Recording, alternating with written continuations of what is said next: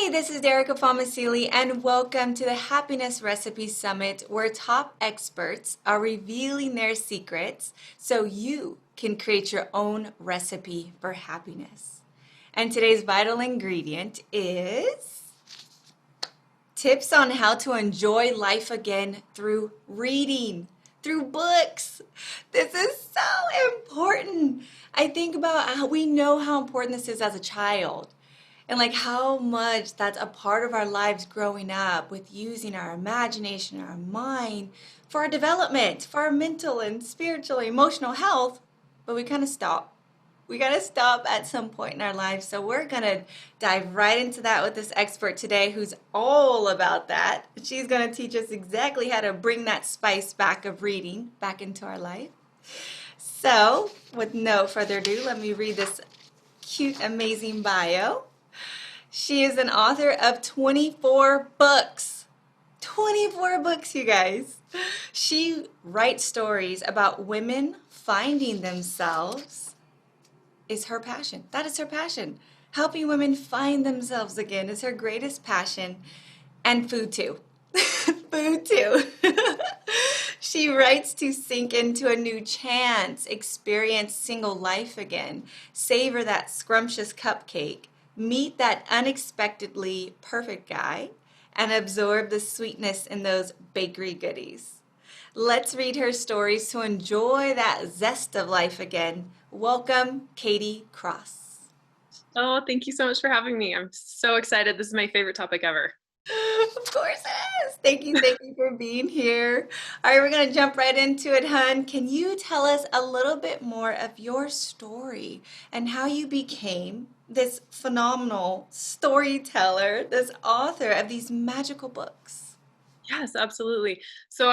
Most authors actually, I think, start this way, and I was nowhere near like a writer. I was actually a pediatric nurse, Wow. and I got my bachelor's in nursing. I worked as a pediatric charge nurse, and it was amazing. I was like running marathons and hiking in mountains and living and loving the single life. And then I met my husband, he was active duty Army when we started dating. We got married, and I moved out to Tennessee to be with him, and I promptly lost my career. I, we had to move. He was in the middle of some different trainings, and we had to move every 6 months for a while. And it's really hard to be a nurse in those conditions. So we'd moved from one state to another where my license would transfer, then it wouldn't, and I couldn't work the jobs I wanted. And so I got to a part where I was like, I just can't be a nurse right now. It's just not in the cards. So what am I gonna do? It was sort of I call it my quarter life crisis, because my career had defined me up to that point. And I was like, I love to write, and I've always been writing. It was just a hobby I had. And I was like, well, maybe I'll just try this out. And so I started writing, and people were loving it. And eventually that led to self-publishing. And now here we are 6 years later with 24 books behind me and a just burgeoning career. It's amazing. That is so incredible. 24 books in 6 years. You have kids. She's a mother too. So there's all that, and it's extremely opposite. A nurse to storyteller. It's writing stories. I can see how you're bringing in some of your history into these books, still helping people, right? Still Yeah, absolutely. caring for people, just in more of that using the imagination and more of that magical way now through your books. Kudos to you, girl. That's amazing. Thank you. That's amazing. Yeah. It. Okay, hun, so we're gonna get into the juice. Some of the problem here, I would say, it's like, why do you think so many of us lose, like living in our imagination and living like that in our mind and the goodness of what life can be and storytelling? Why do we lose that? Oh, I love this question because I actually think about it all the time. Because there are moments where I remember before I was married, before I had kids, before life was full on responsibility and adulthood, I was in my head so much more. Like I lived in those stories so much more. I would fall asleep telling myself stories. I'd daydream in the day, and I've kind of I think there's a lot that goes into it for every person, but I think we just get so busy that we just kind of let those shades fall away, right? Like we're just busy. There's so much on our mind. We can't fall asleep because of all the things we have to do tomorrow or all the things we did today or, enter life stage right. I mean, it just gets packed and busy. And I think we just let that fade away. And I think that's such a travesty because for so many of us, especially you get wild creatives, that's where we recharge. That's where we kind of found our energy for the next day, how we wanted to move forward. And it may be a lot of other reasons, right? Maybe just as we grow older, we need that less, or we think we need that less, right? We kind of let go of it and we think, well, I'm an adult now. I don't need to live in fantasy land. I also think some of it comes from learned pain where we dream and the dream doesn't happen. And so we let go of that because we think we can prevent more pain by not living in the dream type thing. I think that's another big one, which again is understandable but sad. So sad. It is, it is. So I hear you, I'm right there with you. And I think a lot of people are sort of nodding their heads too. Like we just, as a child, mom and dad or whoever, they're taking care of a lot of the things, right? A lot of those must do things and you get to kind of just be free and be in your head, right? Explore those amazing thoughts and your dreams and your desires. And then we kind of get society or whatever just happens, just different programs out here. Now we have to be so structured and so rigid and have to get all these things done. So that's a big part of us. And then like you're saying, through just life, maybe we're having all these dreams, but then they don't actually come to fruit, right? They don't actually come, and our brain might then protect us from like, okay, don't do that again. Like, oh, that sucks, Yeah. right? Oh, It's like so when you're in a relationship with someone and you have it a certain way in your head and it's beautiful and gorgeous and you love it, and then all of a sudden they leave and you realize it wasn't the same for them. You're going to be so careful in the next relationship because you don't want to go through that pain again, that like sense of loss and the questioning of, was I crazy? Like, why did I build that up in my head?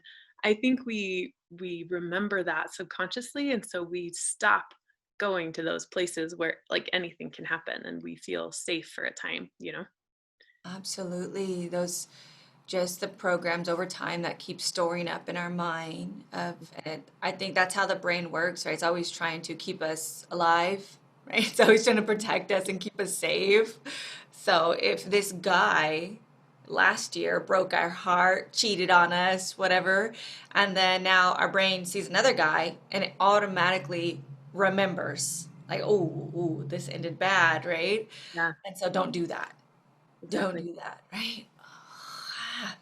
Well, it could be even maybe you just had this dream job and you've been putting everything into it and you're in your head, you're like living it and you know you want to happen, or a like a degree in college or like a certain career. I mean, it could be anything that we would make these stories up in our head. And then when they don't happen and they don't happen the way we want and we lose something and we go through those trials, we, just stop maybe building those stories up in our head. And then I think that just pulls us away from our natural imagination and we stop living in those could be worlds. Yes.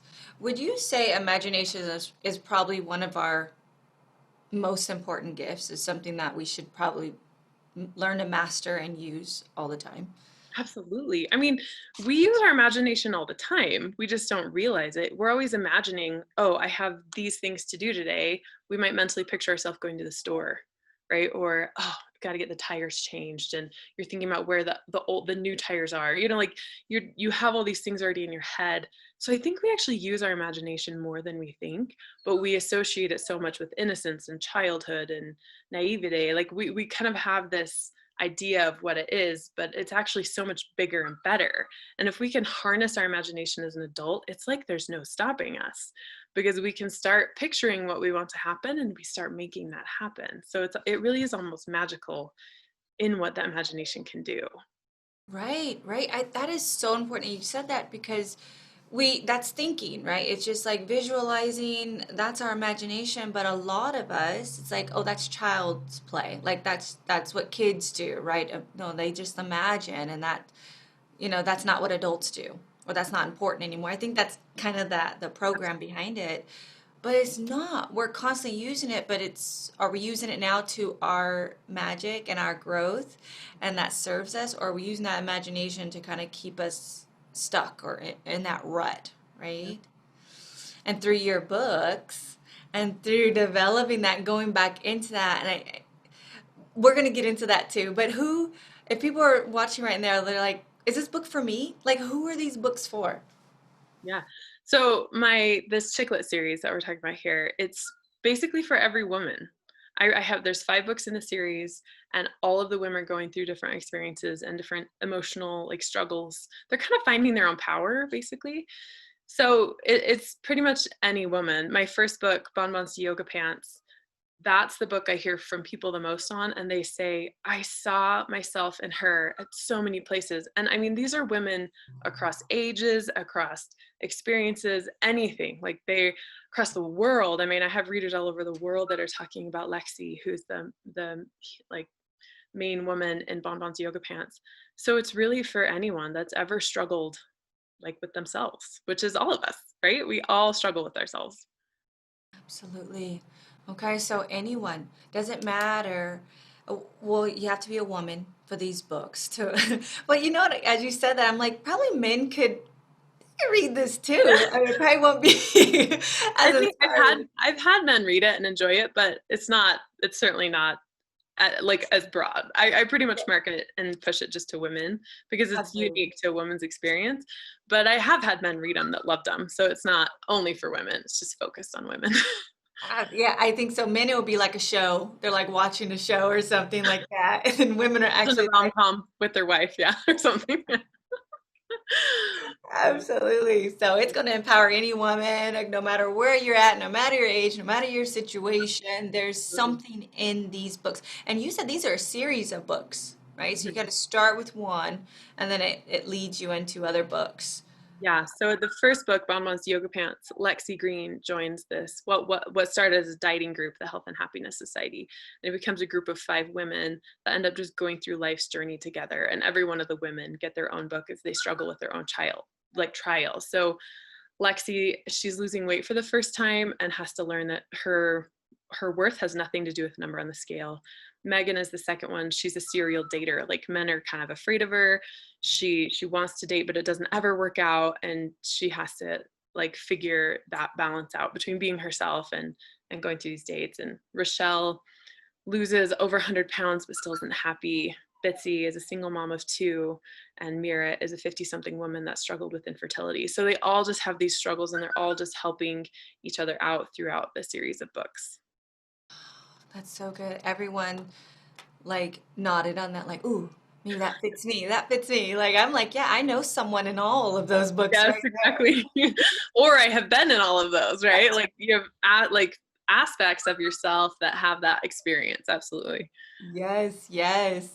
Okay, so we're gonna go back into the power of these books, because I know it kind of sounds like, oh, and now I gotta get in and read these books, maybe make a little time and get into this. It's like kind of a show, but I'm reading it. But there's actually bigger purpose behind these books. There's a greater power of how these books are actually transforming your mind. Can you speak a little bit more into that, the power of expanding your imagination again and just like going into that childlike state? Absolutely. I think when we read, we're we're invested in it so much. We're doing more work, right? So when we watch a show, it's in front of us. That's why it's so easy. Is we don't actually have to do anything. We're just comprehending things as they move. But when you actually have a book and you're reading the words and you're kind of moving through that world, you're picturing it in your head, right? So you're expanding that imagination. You're kind of going back to that place where you are in charge of creating it as it happens in your head. And I think that's why books are so powerful, is because all of us picture it within the scope of our experience. So I might read Bon Bon's Yoga Pants and have one take on it, but you are going to have a totally different one, right? Because it's within the context of your mind. And that actually allows us, I think, to connect deeper with ourselves and deeper with the story, because we will find notes within these books that we're reading that maybe apply to what we're struggling with right then. The reason fiction is so powerful, and even sometimes more powerful than cinema, is because we are looking for ourselves in the hero.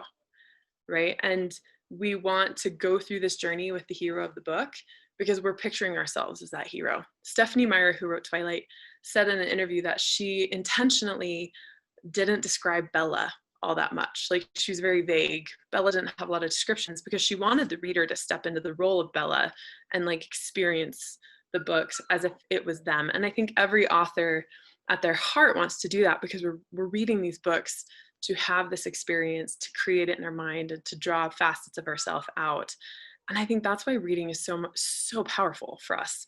Not only are we using that imagination, but we're connecting with ourselves and seeing the world in a different way. It's expansive that way. Expanding ourselves, seeing the possibilities, pushing ourselves through that possibility. You're building the imagination muscle again, like where all creation begins, right? So this is, I love where you're going this. A lot of us, we're in our heads in the wrong, imagining the wrong outcomes and limiting ourselves. But by reading, we're developing that power of expanding our potential and the possibilities and breaking through barriers. Like if we're Bella or we're someone in your story, we're like, the mind doesn't know if it's real or fake. When we're reading it, we're in it, right? We're there. And if we're Yes, going through it, we're like building confidence. You know? Yes, this is why reading is so powerful. And these types of books that are just wild and magical, it makes you believe in yourself again, right? With these amazing endings. yes. Well, and it also feels safer that way too, right? Because when you're reading someone else going through the experience, there's an aspect of it that's like, that's still them, it's not me. So you can kind of have the experience be them, and almost can kind of open you up to say, well, maybe this is something I should consider, or maybe I could do that too. That, I love it when a book opens my mind up to possibilities, like, well, they did that, maybe I could do that, right? Like, there's even nonfiction books like Malala's, like her memoir, like, oh my gosh, look at what she's doing, like, how can I do something big? And I think story and books and the imagination that comes with it just opens us right up. It's amazing. Explodes it. So, so right. Well said. We're all about to get your books now. I just can't wait. Can you share us one of your magical miracle stories? Like, is any someone who's read your book gave you a testimonial of like where they were when you started reading it to afterwards and the epiphanies that happened? Yes, of course. I get, I mean, so many emails a week from this, which is amazing. It's so amazing to have the readers connecting with me, because that's, why these books are written. I think, I mean, there's so many that I could talk about, but really I think the most powerful thing is the trends that I notice when people are writing in. So many people are telling me, um, a lot of the times I hear people saying, you brought me back to books. Like, I got your first book free and I loved it so much. I've read all your others and now I can't stop reading again. Those are my favorite, right? Like, those are warm my heart. I just want to get back into writing and write more books so people have the same experience. But a lot of people are just in pain. So many readers that write to me are either physically, spiritually, emotionally, they're just in pain. They're like, I'm depressed, I'm having a really hard time, or 2020 has been so hard. Like, it's just, there's so much going on for so many people right now.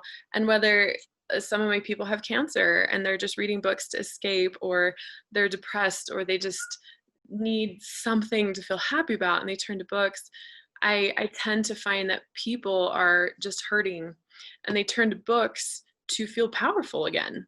They turn to my books to feel powerful. So I've had so many women write in and say, I finally found myself, like, in this book. Like, I am Lexi. That's what I hear the most, is I am Lexi.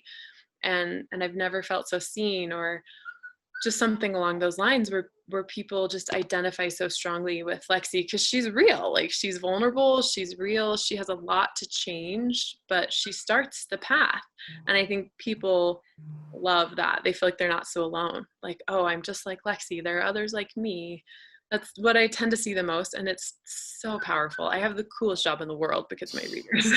You do. You do. I am loving this right now. You can see you're using your imagination, but you're transforming lives through these books. And like you said earlier, every person is going to interpret or pick up something a little unique and different to the other reader in the exact same story. Yes. Right? That is so amazing. Um, what what tips or steps we could take right now to help us have a little more fun and live zestfully again? Well, I think, I mean, I'm going to, of course, say read books, right? But I'm going to say step outside your comfort zone. So many of the women that I meet through my books are like romantic to the hardcore. Like they're reading romances and nothing else, which is totally fine because if that's your happy place, that recharges you, go for it. But there's always other books out of there that are total gems that you can find to just kind of infuse your life with new light, right? You can find something new you never thought of, or maybe you find a new genre you love, or get a nugget of wisdom that you would never have stumbled on any other way. I think that can just really spice up a routine, right? Like when you have like a typical routine, you can dive into a brand new book you would never have expected and like find yourself in it. It's so cool. Yeah, so get uncomfortable. Break Yes, those patterns. get Yeah. uncomfortable. Get uncomfortable with your books. Yes. Like pick a book you would never have chosen before and read the whole thing and see how you feel. I definitely can relate to that because I think we all kind of gravitate towards a specific kind of book. And then like just remember picking this random book like, oh, this is I don't know anything about this, but you're not really drawn to it or you're not like, you're not excited, but that's just like don't judge a book by its cover, right? You open it up, you're like, now you're glued to it, you know? So it's like, Well, and it expands your worldview. And that's amazing. Like what a gift that we can see other sides to the reality on this planet, right? And that can be very refreshing. That can illuminate other aspects of your life you may have never seen before. So I think it's the easiest way to travel is to just open a book, you know? ooh, I love that. That is a tagline. I love that. You really can. The easiest, cheapest, safest now way to travel is like, Open a book. Absolutely. And that's where like it gets really fun if you like science fiction or fantasy. Like you're literally in brand new worlds. So it's fun. yes. Okay, you guys, you heard it here first. Go to a new section of the bookstore. Yes. Go to Love your it. library and ask your librarian to pick you a book that they would never think you'd like. That's even more fun because then you don't have any control and they just find something for you.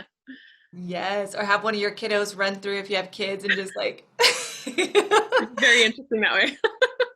love it, love it.